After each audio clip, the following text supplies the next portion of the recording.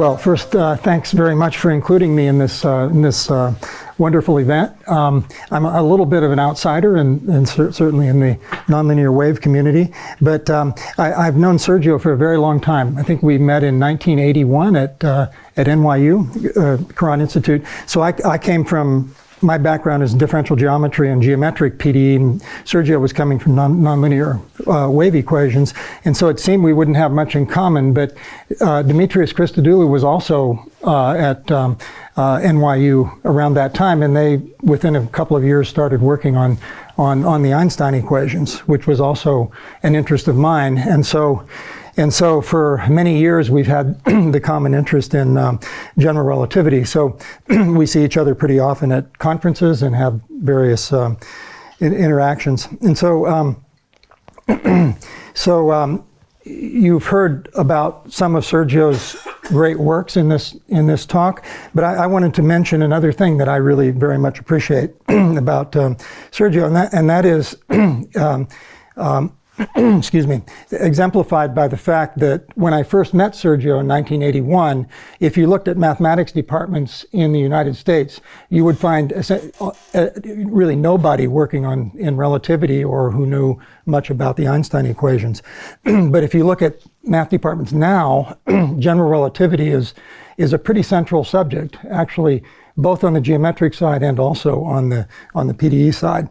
And that is largely due to Sergio's influence. I mean, he's been a very aggressive promoter of the subject over all these years. I've also tried to promote the subject, but I'm not as good at it as Sergio is. And the other thing is he's mentored a very large number of young people, students and postdocs who have gone on to hold positions in major universities in the U.S. and really around the world. And so I very much appreciate that. It's a lasting impact, and it definitely is something to celebrate. And so I'm happy to be part of that. Let's see. Okay, so I'm going to talk today about a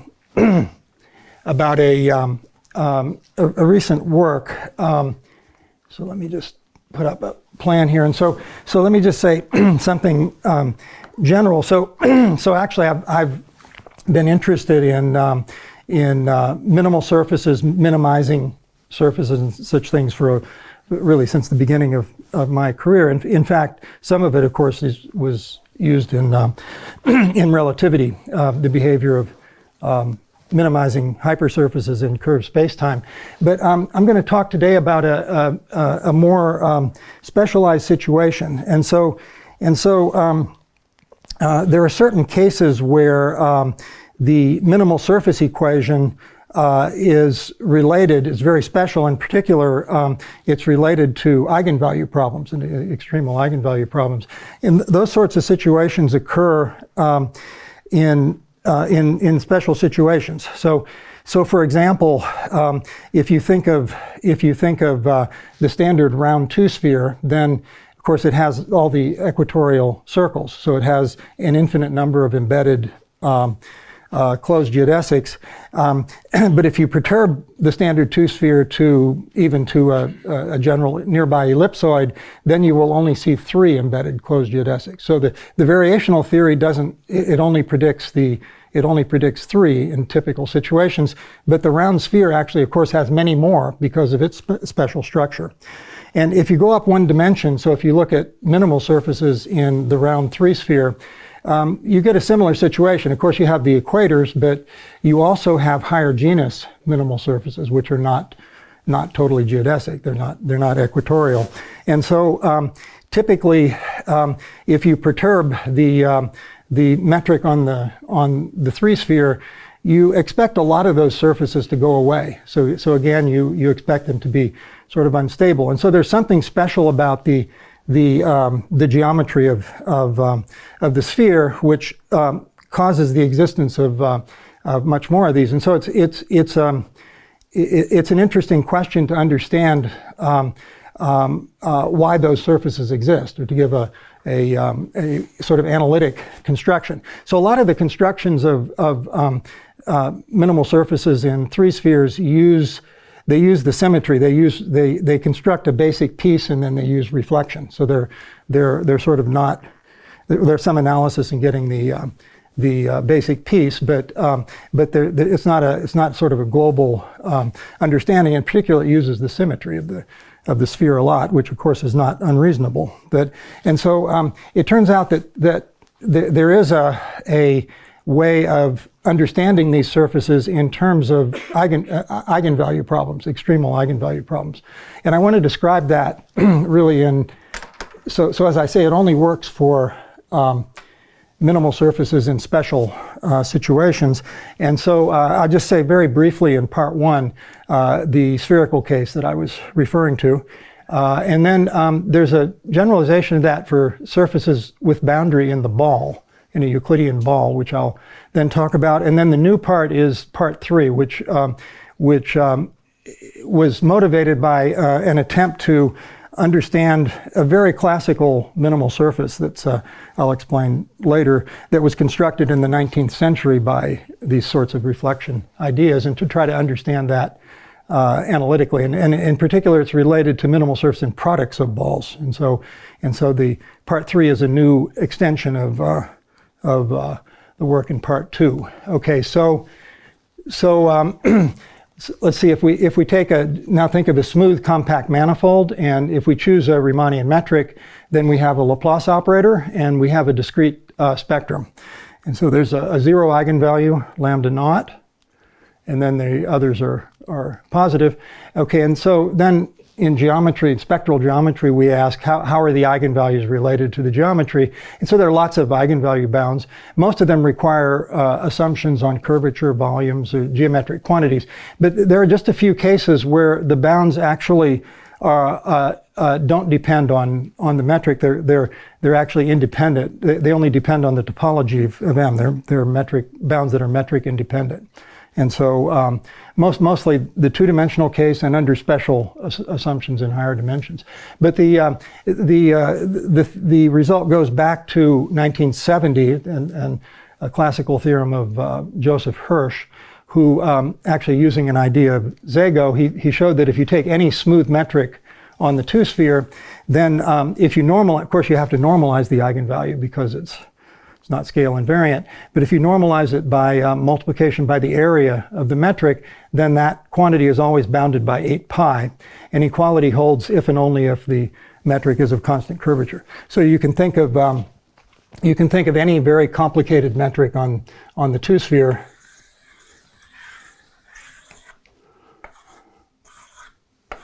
Give a surface in R3, and so that gives you a metric on the two-sphere, and it will satisfy that bound regardless of the metric you take. It doesn't matter whether the curvature is positive or negative or whatever. And so the method was extended by Yang and Yao to surfaces of higher genus. So for higher genus surfaces, you get an upper bound, but it's not necessarily achieved, or it's not the sharp bound is not.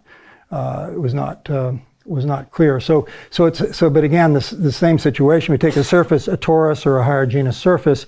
If you take any metric on there, then the normalized eigenvalue, lambda 1 times the area, is bounded above by some constant that depends on the genus of the surface. Okay? And it doesn't depend on any other properties of the metric. Okay, and so now let me look at the minimal surface side. So I was talking about minimal surfaces in Sn. The minimality condition, that is zero mean curvature, is equivalent to the coordinate function. So we think of the Sn as the unit sphere in Rn plus 1. So they're n plus 1 coordinate functions, x1 up to xn plus 1. And the minimal surface equation is equivalent to those being eigenfunctions with eigenvalue k with respect to the induced metric on M. So M has a metric induced from the sphere, and the condition that it be minimal is that the ambient coordinate functions are eigenfunctions with eigenvalue k for that metric. Okay, and so Nadarashvili around 1995 showed that if you take a given smooth surface M2, and if you have a metric that maximizes the area times lambda 1, then it is up to a constant factor the induced metric on a minimal immersion of M into some sphere. So the sphere, the dimension is not given in advance. It depends on the multiplicity of the eigenvalue that occurs. And so in particular, that says that the metrics that arise from minimal surfaces in the sphere can be expected to be extremals for the normalized eigenvalue in the space of all metrics. Okay, so that's the philosophy. I mean, in principle, this should be an extremal. It's a maximization. There should be a statement that any critical point would have that property. But it's a little. The eigenvalue, of course, is not a. It's only a Lipschitz function, so it's a little bit hard to formulate that for just critical points. But for maximizers, you get that. Okay, and so as I said in the introduction, it turns out there's a parallel development for surfaces with boundary, and I want to expand on that a little more. And so, first of all, it depends on a non-local eigenvalue problem. It's the eigenvalues of the Dirichlet-to-Neumann map. And so generally now, if you take a manifold with boundary, if you choose a metric, then you can take a function on the boundary and call u hat its harmonic extension. So you extend harmonically inside, and then the Dirichlet-to-Neumann map is the map that takes the function on the boundary to the normal derivative of the harmonic extension. Okay, and so that's a non-local differential operator, but it's elliptic, and in fact it's a self-adjoint operator on the boundary for functions on the boundary. You can see just from Green's theorem, or the Green's formula for the functions being harmonic. So LV is the normal derivative of V hat, which is harmonic. It's normal derivative of U hat. So you get that. And similarly, it's non-negative definite. If you take ULU, then that's just the Dirichlet integral of the harmonic extension. So it's a non-negative definite operator. And it has a discrete spectrum because the embedding from W12 to L2 of the boundary, the trace embedding is compact. That makes it possible to diagonalize the Dirichlet form of the harmonic extension for an orthonormal set of functions on the boundary. So there's a set of orthonormal eigenfunctions. So they're harmonic in the interior. Their normal derivative is of ui is sigma I times ui on the boundary. Again, there's a zero eigenvalue. Assuming M is connected, there's only one zero eigenvalue, which is given by a constant function. And so that's those are called the Steklov eigenvalues. And they have similar properties as ordinary eigenfunctions. For compact manifolds, they're critical points of a Rayleigh quotient. So it's the Dirichlet integral of u squared. Now the denominator here is the boundary, the integral of u squared on the boundary rather than on the interior, which would give you the ordinary spectrum. And so so the critical points of that function are the eigenfunctions. You can characterize them variationally in the usual way. So it's you can minimize among functions orthogonal to the first k minus 1 eigenfunctions to produce the kth. And so the eigenfunctions are smooth in the closure of M. So you get this nice spectrum. Okay, and so the Steklov eigenvalue problem has not been studied nearly as much, but it does go way back. So there's in some ways the Steklov problem is simpler than the ordinary Dirichlet or Neumann eigenvalue problem. So in particular, if you take the n ball as your manifold, just the flat ball, then the Steklov eigenvalues are just the non-negative integers. And the eigenfunctions are the homogeneous harmonic polynomials, degree k. So this is the unit n ball. So those are harmonic functions inside, and their normal derivative is their degree times the polynomial on the boundary. And so, in particular, the first non-zero one is spanned by the coordinate functions x1 up to xn. In fact, more generally, you can extend that idea to arbitrary compact manifolds. So if you take M0 to be a a compact Riemannian manifold, you can take the cone over it. So you would just cone off. So you get a singular. In general, it's singular. But, but the singularity is mild enough. This is M0. The singularity is mild enough that you can, everything makes sense.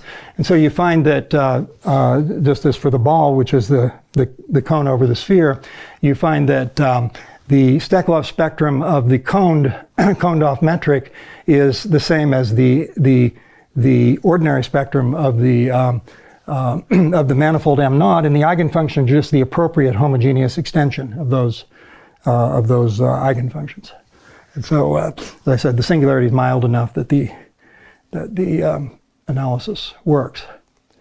Okay, and so so as I said, the Steklov problem has not been studied for that long, but there is a classical result, which is actually done about 15 years before Hirsch's theorem in 1954, which is due to Weinstock.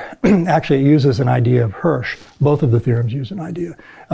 Uses an idea of Zago, as Hirsch's theorem does also.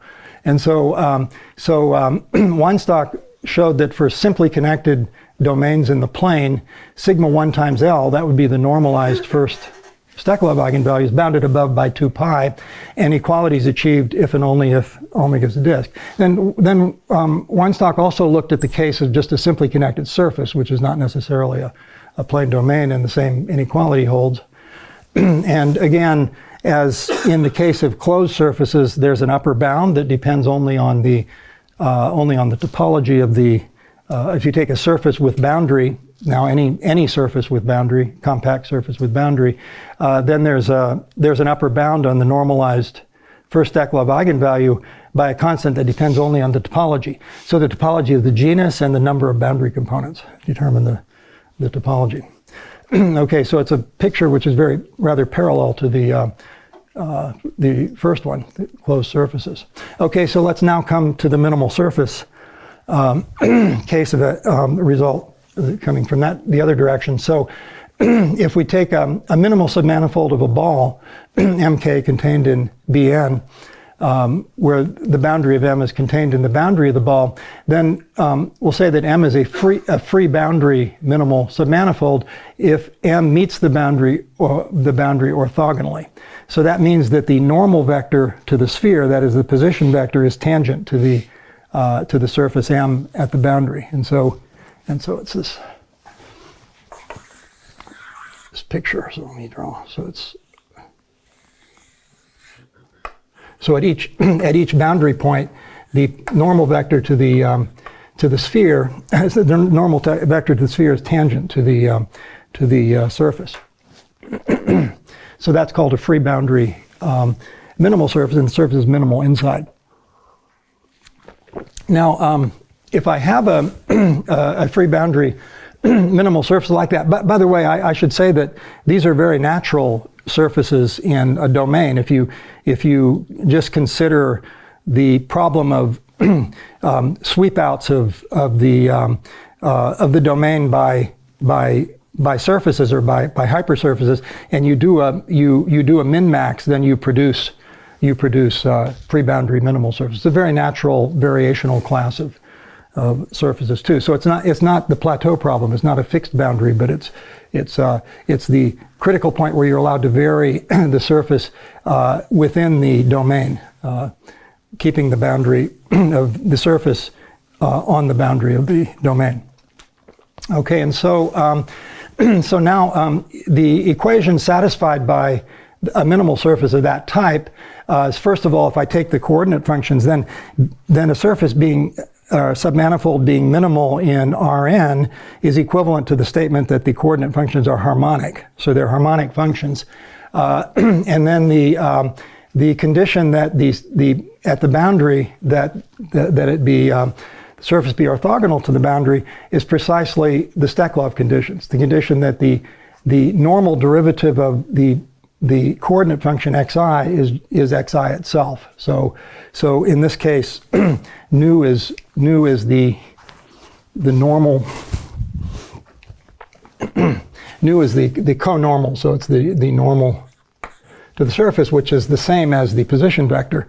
And so when I differentiate a coordinate function in the direction of the position vector, I just reproduce the coordinate function. So this is right. And so in particular, minimal surfaces of this type have the property that they're characterized completely by the fact that the coordinate functions are Steklov eigenfunctions with eigenvalue 1. Okay, and so so I put these little stars here to remind myself to draw some pictures so that I don't go too fast through the slides. So so these are this is a class of minimal submanifolds of the ball which are characterized by eigenvalue conditions. The minimal surface equation is an eigenvalue condition. Okay, and so so I've looked at this for quite a number of years now, and so with Ilana Fraser, and we showed some time ago, maybe 10 years ago, that that if you take a metric that maximizes sigma 1 times L, then it actually arises from a free boundary minimal surface of the ball. So the statement is that if you take a compact surface with non-empty boundary, you assume you have a metric for which sigma 1L is maximized, then the multiplicity is at least 2, and there's a proper branched minimal immersion phi from M into Bn for n greater than or equal to 2 by first eigenfunctions, and it's a homothety on the boundary. So the boundary metric is the same as the metric on M. So it induces the correct metric on the boundary. And so the surface sigma, which is phi of M, is then a free boundary minimal surface. The extremal metric is as I said, just a positive constant times the induced metric on the boundary. So again, the summary of that is that if I have a metric that maximizes the normalized Steklov eigenvalue, then it arises from a free boundary minimal immersion, maybe branched immersion, into a ball. Again, a ball of some unspecified dimension. Okay, so that's again the connection there. So let me draw some pictures. There's been a lot of work done on this in the last 10 years or so. So the simplest example is an equatorial disk. So of course that's if it passes through the origin, then that's meets the boundary orthogonally, and it's in fact the only simply connected free boundary minimal surface in the 3-ball. That was proven by Nietzsche in about 1985 or so.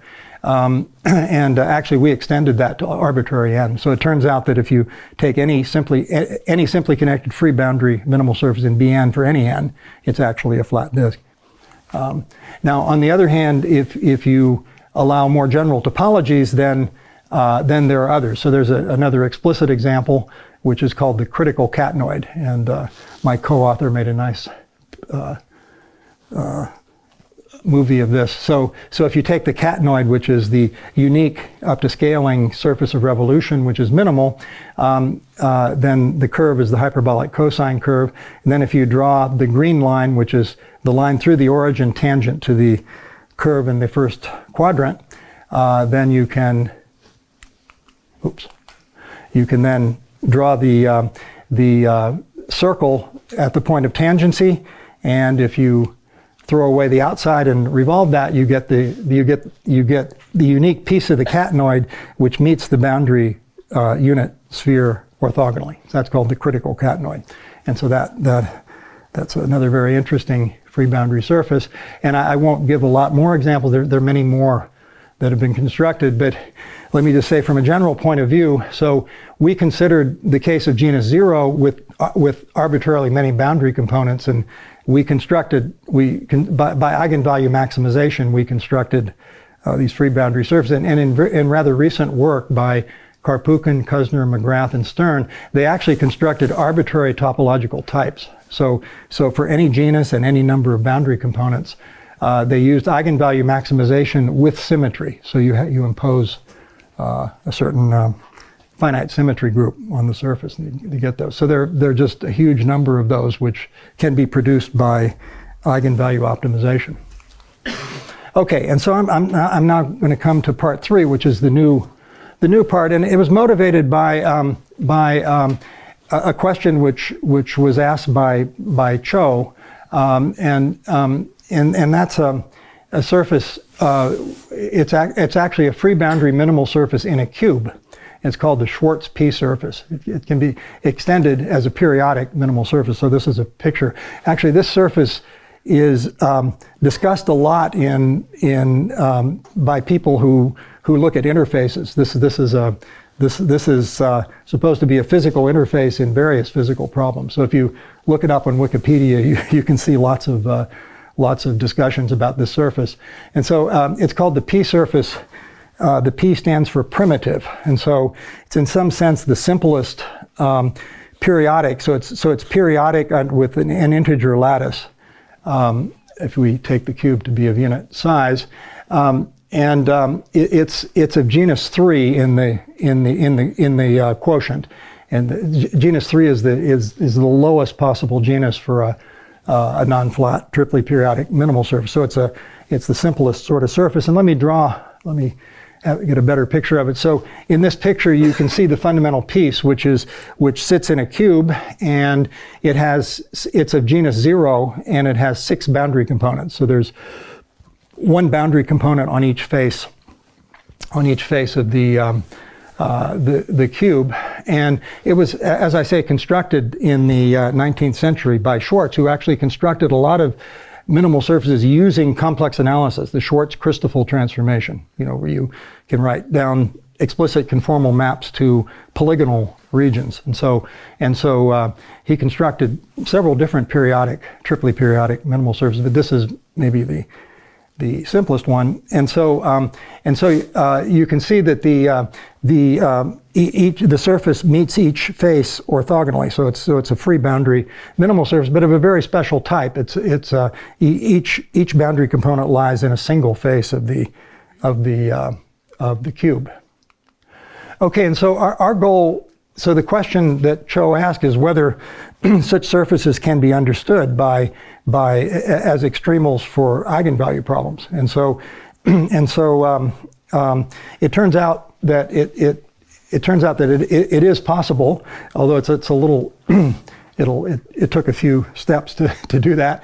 But so the idea was to understand the surface by analytical means. So for example, it wasn't known whether you could find such a surface where you replaced the cube by a rectangular prism. So just a product of intervals of different lengths, right? And so we're able to resolve that in a way that I'll explain. Okay, and so so let's think about what the eigenvalue conditions are for the coordinate functions on this surface. Okay, and so if you look at a pair of faces orthogonal to an axis, say the xi axis, then the unit normal on those faces is just EI. It's the ith coordinate vector. So it's EI on the top face and minus EI on the bottom face, where these E's are the standard basis vectors in R3. And so if we take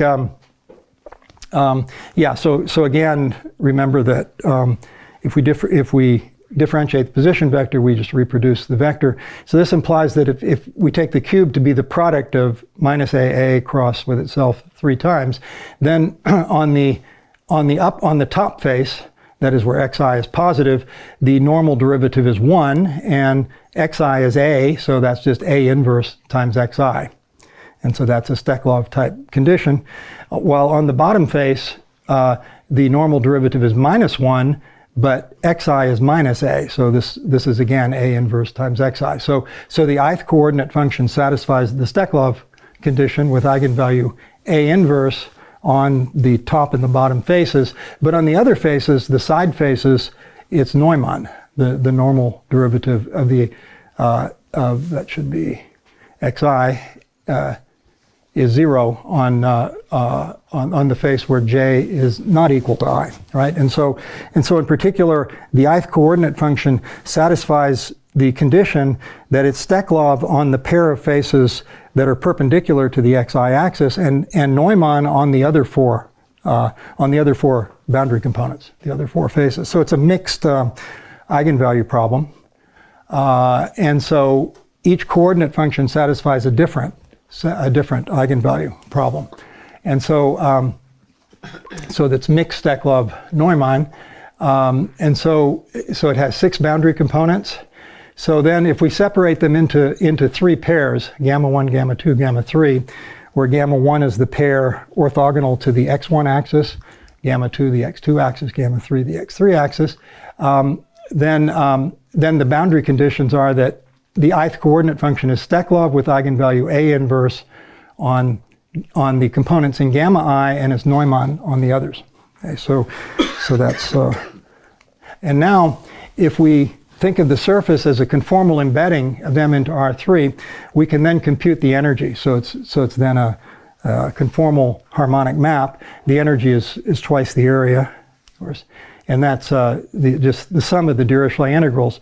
And then if we write those as boundary terms, we can see that the normal derivative of ui, remember on the ith face, is just A inverse times ui itself.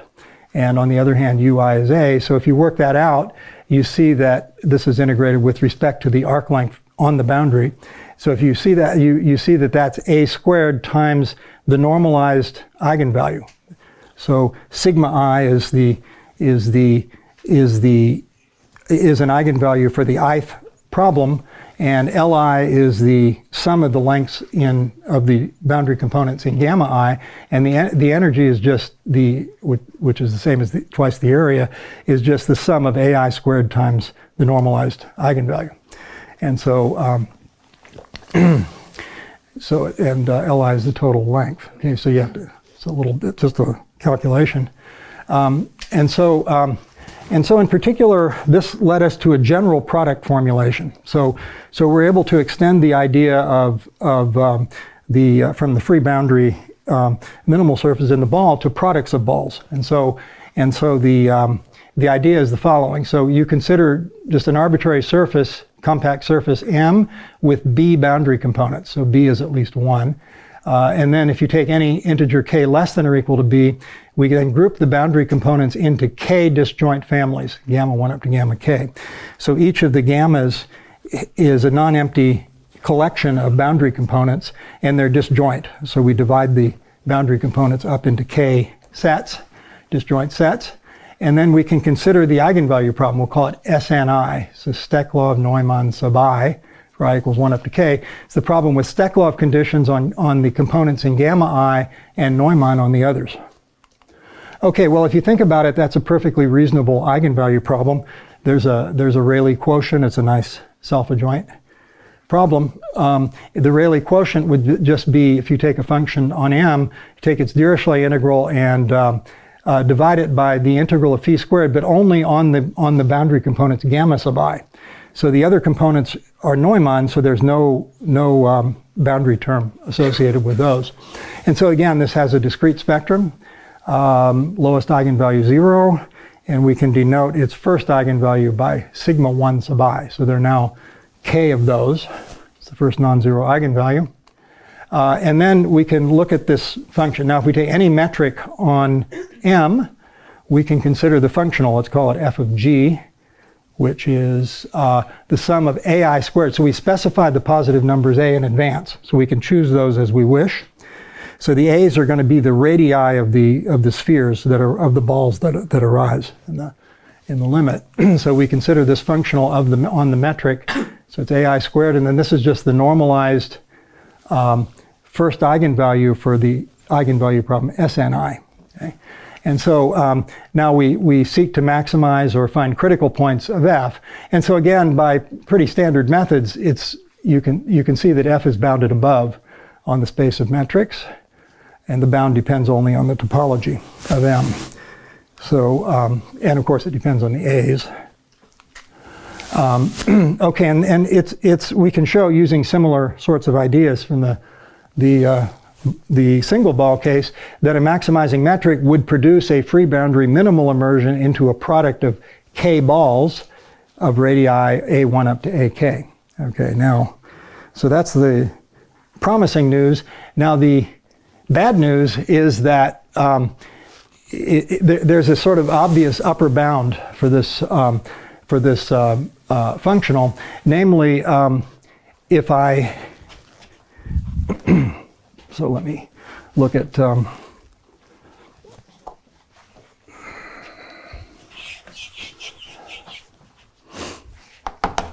so let me look at the case which I'm doing,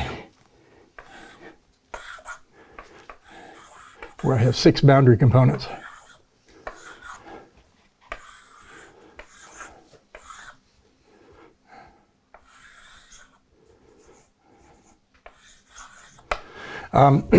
Then there's an obvious upper bound. So if I look at the problem Sn1 on say these, so this is our gamma 1 consists of these 2 boundary components. So if I look at the problem, which is Neumann here and Steklov here and Neumann on the other 4 boundary components, then it's not very hard to see that by shrinking the other 4 boundary components to 0, you actually increase the eigenvalue.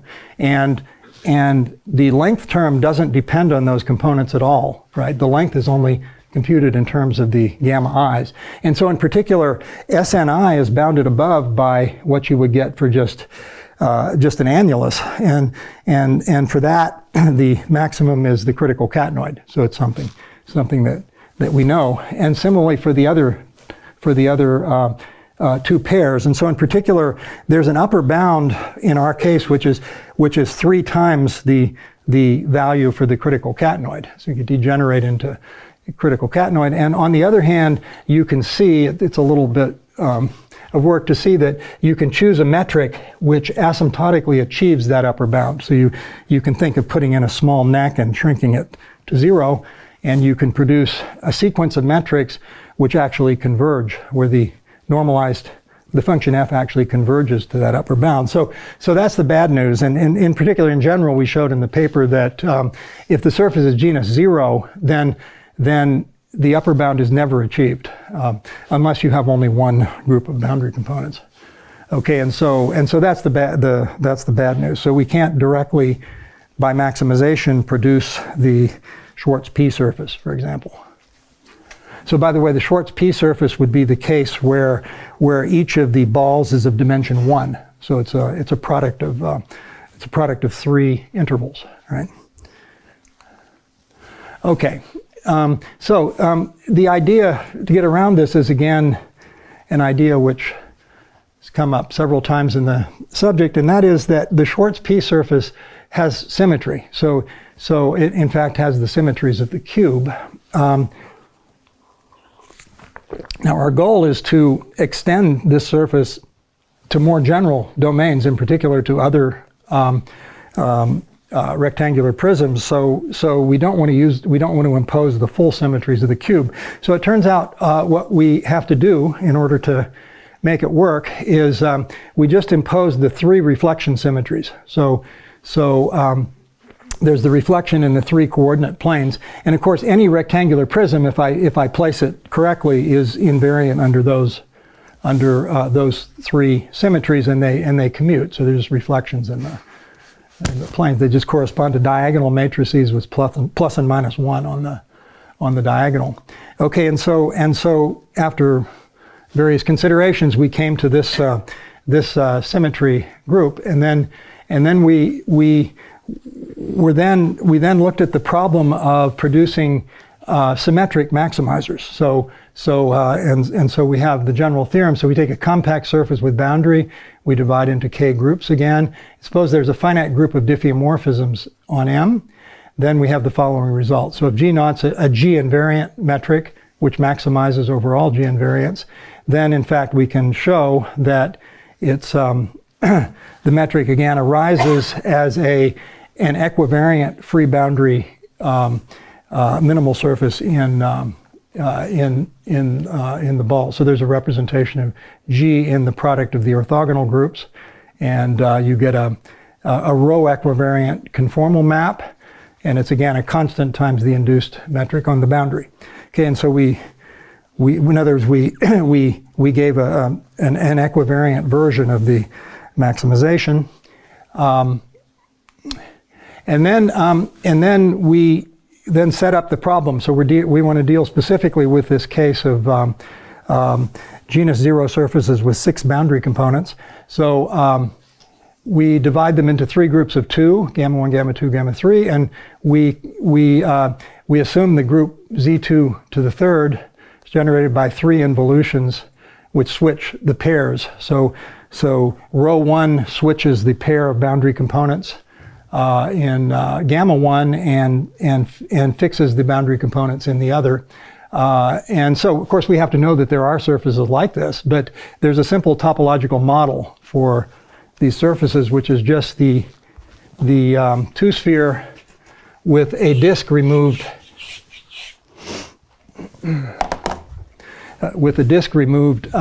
at the intersection of each coordinate axis. So we think of the two-sphere, and we remove a disk here and here, the disk of the same radius, and then we remove a disk there and there and there and there, right?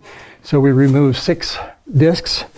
So if we remove disks of equal radius, that's a topological model for the surface. Then the reflections are just the ordinary reflections in the coordinate planes. Okay, so that's a topological model. And now we can use results from complex analysis to understand the moduli space of conformal structures, complex structures on such an M.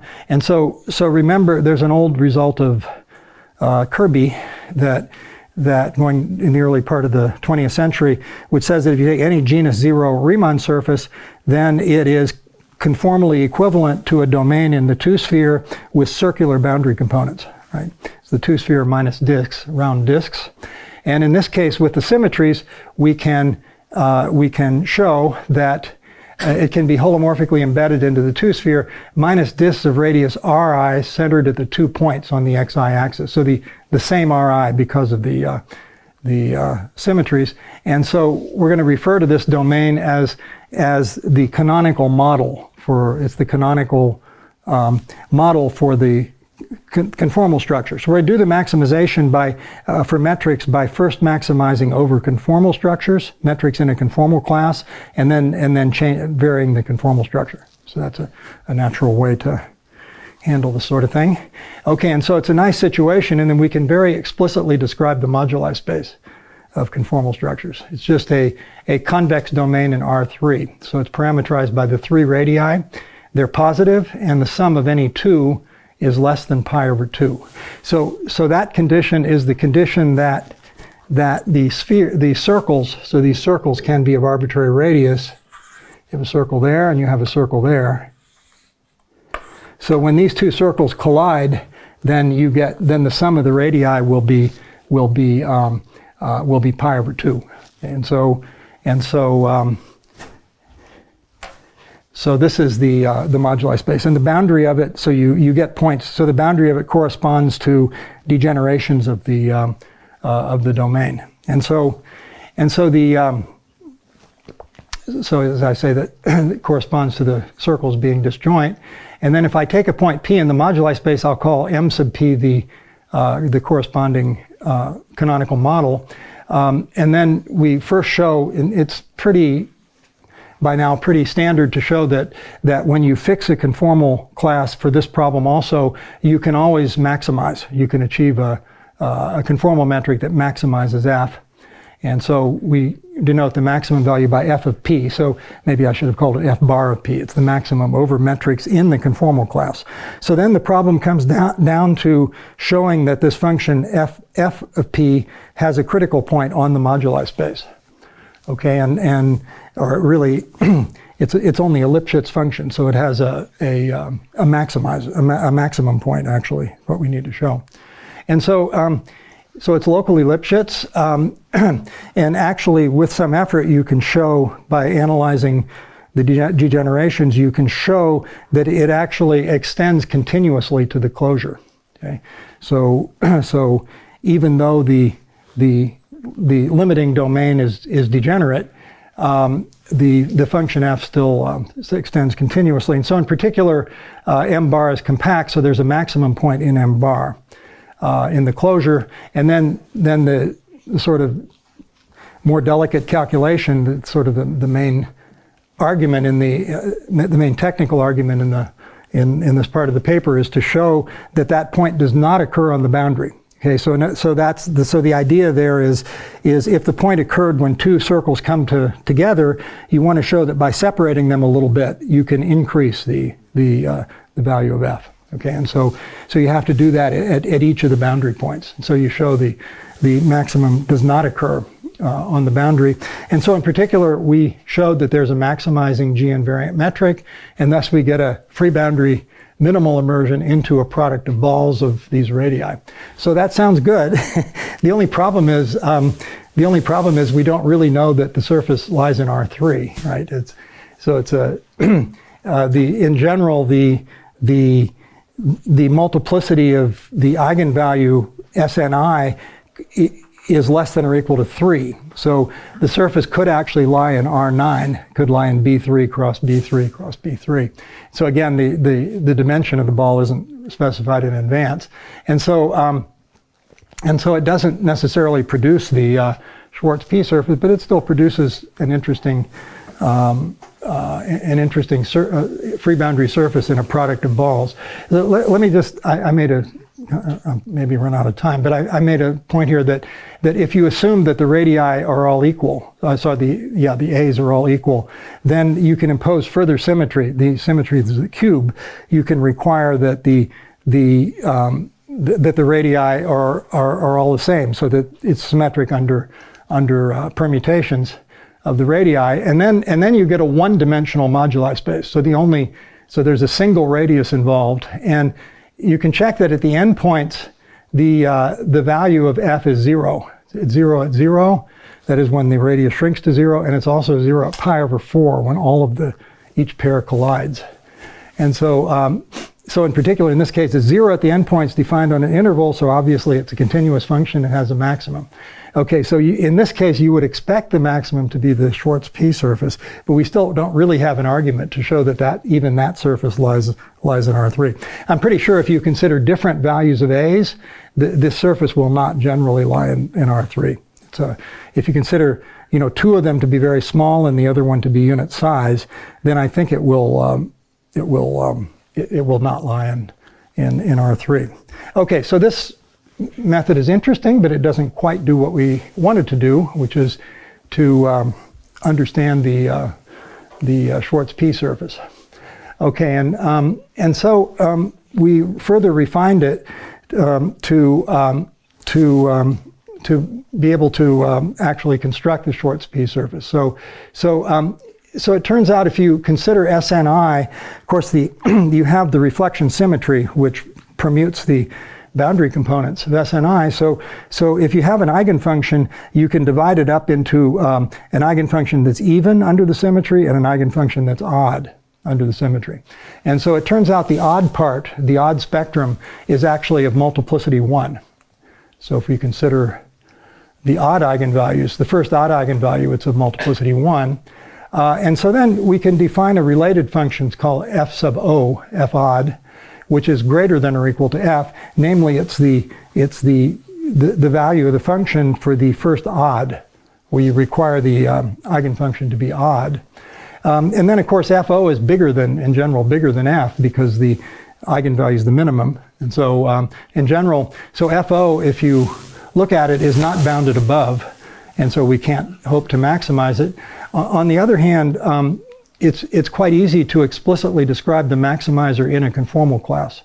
And so let me say that. And so if you consider the harmonic function on MP, which is AI on gamma I, and minus AI on one component and minus AI on the other, so it will be odd, and Neumann on the other 4 boundary components, then in fact UI is the first odd eigenfunction for Sni with respect to a metric G given by the absolute value of the normal derivative of UI.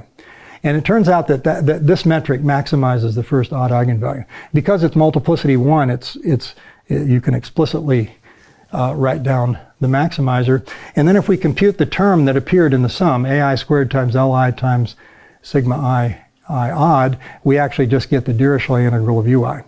So what this reduces to is a much more classical way of producing minimal surfaces, namely the function FO of P is just the energy of the map, U1, U2, U3. And then the problem becomes the more classical problem of finding a minimal surface by extremizing the energy of harmonic maps over the moduli space. So you want to make it minimal, you have to make it conformal. And so, so you want to find a critical point for the energy over the moduli space. And so it turns out we're able to do that for any choices of A1, A2, and A3.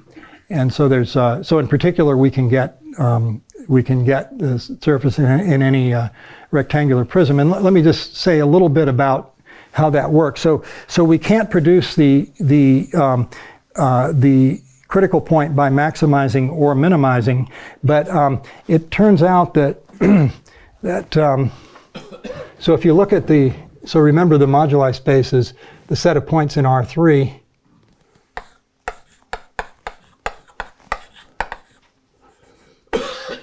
where each Ri is positive and Ri plus Rj is less than pi over 2 for all I different from j.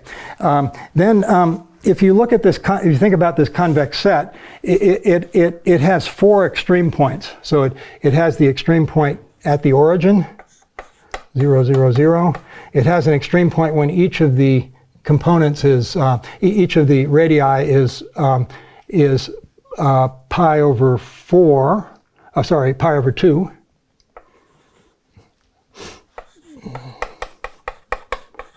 And the others are 0.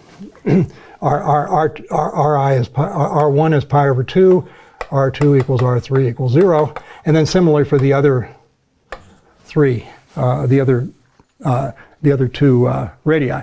And so this is where one of the radii is pi over 2. So what the domain looks like when you do that is one of the radii. So when R1 approaches pi over 2, it simply collapses onto the equator. Right? You're looking at 2 circles of radius pi over 2, or very close to pi over 2, so they're like there, and the other one is down here. And then the other circles are just tiny little things there.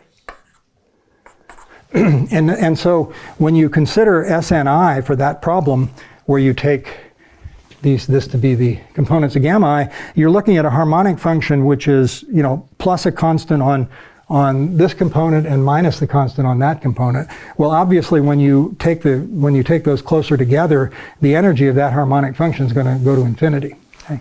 And so what happens is at these 3 points, the energy goes to infinity. And at all other boundary points, the energy remains bounded. You can check. Okay, and so in particular, if you look at the level sets of the energy, then the set where the energy is bigger than a large constant is just some disconnected set. It's a neighborhood it's a neighborhood, a union of neighborhoods of those 3 points. And so in particular, whereas when the energy is very small, you're going to be down near 0. And so the energy, if you think of the level sets of the energy, it breaks from a connected set to a set with more components. And so in particular, if it weren't for the boundary, the fact that you have a finite boundary, you would expect to have a critical point of the energy. And so the point is, so for example, you could get a critical point by considering curves that connect 2 of these. And then you could look at the minimum on the curve, and then you could maximize over curves. Now the problem with that is that limit might appear on the boundary. Okay, and so again, you have to do a careful boundary analysis to show that doesn't happen. And so you have to show that for the points on the boundary where the energy is finite, by moving in a little bit, you actually increase the energy. And so it turns out you can do that, and in particular, you can show that this min-max value occurs in the interior, and then it produces produces the surface we want. And so we do have in this way an understanding of the Schwarz P-surface. Okay, so I think that's my last slide, so let me just say happy birthday.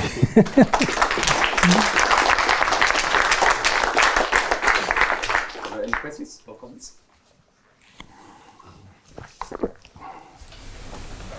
Can you say anything about the embeddedness of this surface? Yeah, so actually it's not in the paper, but we think we can prove it's embedded. We also think we can show that for distinct A's, or at least for generic A's, there are actually at least two solutions. As you would expect from this picture, you go from a connected level set to three components. So you would expect two critical points.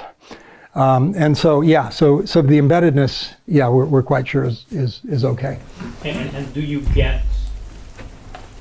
So is this like, so in the case where all A's are equal, is that no matter how you do it, the unique one is? Well, I don't know how to prove a uniqueness theorem even in that case, but I would expect that in that case, yeah, I mean the argument, yeah, so I believe the Schwarz P-surface should be the unique surface of that type, but I'm not aware of a proof of that. But maybe your method is only giving you that, right? I mean, oh, okay, yeah, yeah. I mean, we won't be able to prove that that our surface is actually necessarily the Schwarz P-surface, but yeah, I mean, at least we would produce a surface, embedded surface, which has the right properties. It has one component. It's a free boundary surface in the. So in principle, it might be that you let the parameter go to AAA, and it's not like, continuing the Schwarz P-surface. I mean, in principle. Oh, I see. In terms of, yeah, if you think of, yeah, you could also try to approach the problem by deforming the rectangular prism. Yeah. So I mean, I don't know, but you'd have to do some sort of a stability analysis around the Schwarz P-surface, which I don't know whether that's possible to show that you can deform it. I believe you could probably do that, but I think the hard part will be, and this comes into our argument too, is that when you try to move far away, you have to exclude the boundary components from hitting an edge of the rectangular prism, and I think that's probably fairly subtle, and so that's the most subtle part of this. There's a sort of an analog of that in this argument. And so, yeah, but that is also a possible way to approach the problem. Yeah, but I think the closedness might be tricky. Yeah. Yeah, sort of related to that. I mean, for these boundary conditions, can you define some kind of Morse index of the surface? Yeah, I think that, yeah, there's you could look at a Morse index. Yeah. So people have done that for the Steklov problem. Oh, I see. Yeah, computed the Morse index of the critical catenoid, for example. Of course, it won't be so clear. Well, okay, so I'm not completely sure if the Morse index as a minimal surface would be the same as the Morse index of the function f on the moduli space. So that, of course, that would have to have Morse index either 0, 1, or 2. Yes. So yeah, I mean there is a Morse index, but it might be hard to actually compute.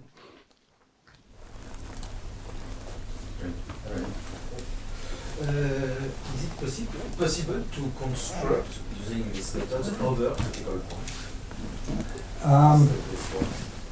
Higher critical points of the energy. Well, one thing you could do is you could look at higher eigenvalues. Yes.